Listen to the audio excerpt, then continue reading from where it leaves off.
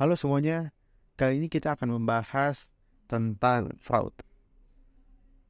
Kenapa sih orang yang sudah mempunyai gaji yang besar, hidupnya sudah kecukupan, masih melakukan fraud? Di Indonesia, banyak kejadian fraud itu di instansi pemerintah. Kita akan membahasnya secara detail. Yang pertama, apa itu fraud? Yang kedua, pemicu tindakan fraud. Yang ketiga, macam-macam tindakan fraud. Yang keempat, tanda-tanda orang yang melakukan fraud. Yang kelima, antisipasi fraud itu sendiri. Oke, langsung saja yang pertama, apa itu fraud? Secara definisinya, fraud itu tindakan yang disengaja untuk merampas milik atau uang orang lain dengan tipu muslihat, penipuan, atau cara yang tidak adil. Jadi, orang itu bisa dikatakan fraud ketika ada niat dan tindakannya. Bagaimana kita bisa tahu bahwa orang itu mempunyai niat dan tindakannya? Di bab selanjutnya, kita akan bahas bagaimana orang itu mempunyai niat dan tindakan apa saja yang termasuk dari fraud itu sendiri.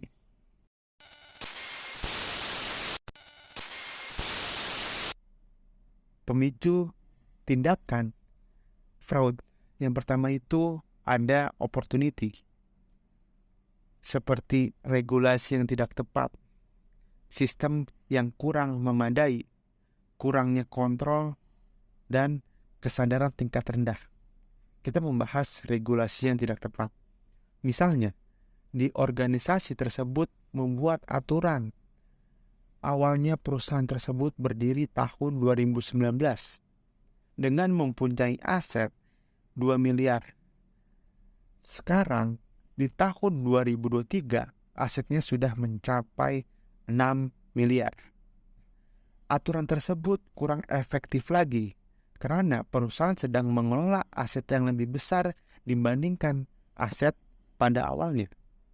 Sama juga misalkan di tahun 2019 itu, karyawannya cuma 100 orang. Sedangkan di tahun 2023, perusahaan itu mengelola karyawan yang banyaknya 500 orang. Dan 500 orang itu diatur dengan aturan yang sama dengan 100 orang. Apakah efektif? Itu yang menjadi celah terjadinya fraud. Selanjutnya, tindakan pemicu terjadinya fraud itu rasionalisasi. Di rasionalisasi ini ada beberapa tindakan-tindakan. Oke, yang pertama itu sebagai praktik umum. Yang kedua, kecil diperbolehkan. Yang ketiga, tidak ada sanksi. Keempat, bos melakukan hal yang sama. Yang terakhir, berpenghasilan rendah. Sebagai praktik umum, mungkin teman-teman pernah mendengar percakapan antara Gus Dur dengan Andi Forest di acara TV.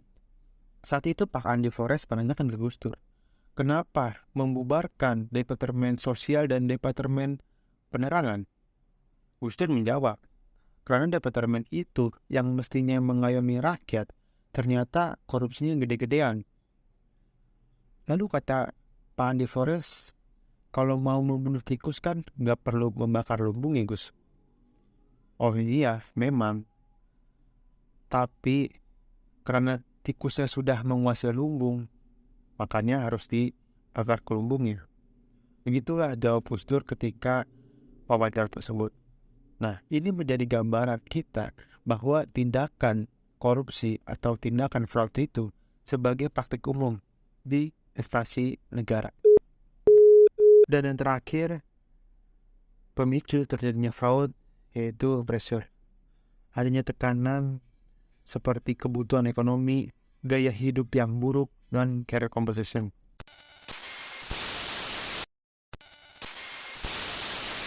Macam-macam tindakan fraud. Nah, macam-macam tindakan fraud ini dibagi menjadi 3. Yang pertama di laporan keuangan, di aset, manipulasi, dan korupsi. Yang pertama di laporan keuangan. Itu misalkan tindakannya, di perusahaan saya memiliki keuntungan 1 juta. tapi ditulis laporan keuangan ya keuntungannya 10 juta. Itu sudah termasuk tindakan fraud di laporan keuangan. Misalnya lagi, menyembunyikan fakta material.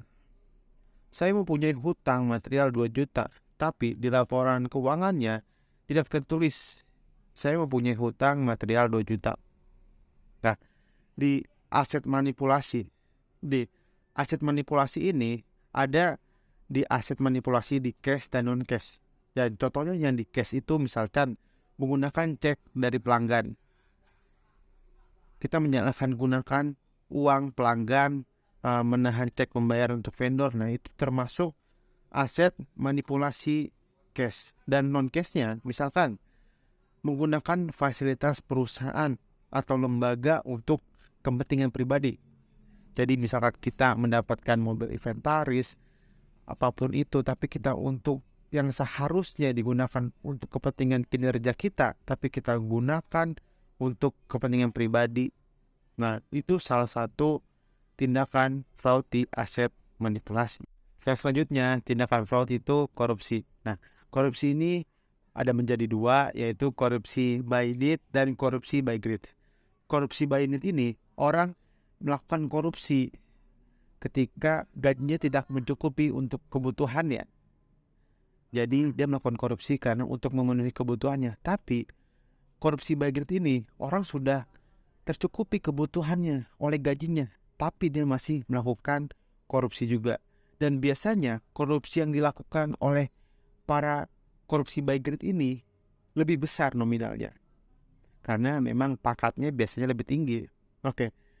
Dan kita menjabarkan lagi korupsi itu misalkan ada suap dan gratifikasi. Suap itu misalkan saya mempunyai proyek, lalu datang vendor-vendor untuk mengerjakan proyek saya. Nah, vendor itu mengasih hadiah ke saya untuk memakai jasanya dia. Nah, itu tindakan suap. Meskipun harganya lebih mahal, harganya lebih tidak bersaing dan sebagainya, dia melakukan pembayaran atau hadiah termasuk suap tersebut. Dan gratifikasi itu adalah misalkan saya sebagai ketua tender, awalnya saya baik dan benar dalam memilih vendor untuk mengerjakan proyek. Saya memilih vendor itu berdasarkan kredibilitasnya dia. Memang produknya baik, memang kinerjanya baik. Tapi setelah dia pilih, dia mengasih hadiah ke kita. Nah, sebaiknya dia itu jangan diterima. Karena apa? Ya meskipun kita awalnya tidak ada penyuapan, kita memang benar-benar bersih memilih dia sebagai vendor kita. Dengan dia mengasih hadiah kita, yang ditakutkan selanjutnya penilaian kita terhadap vendor itu tidak objektif lagi.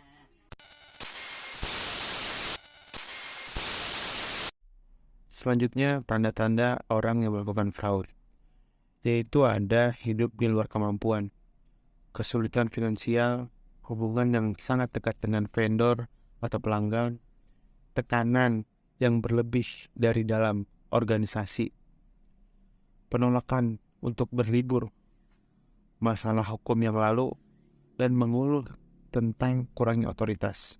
Nah, ini adalah tanda-tanda orang yang melakukan fraud. Bukan berarti orang itu sudah melakukan, tapi harus kita pantau meminimalisir terjadinya fraud itu.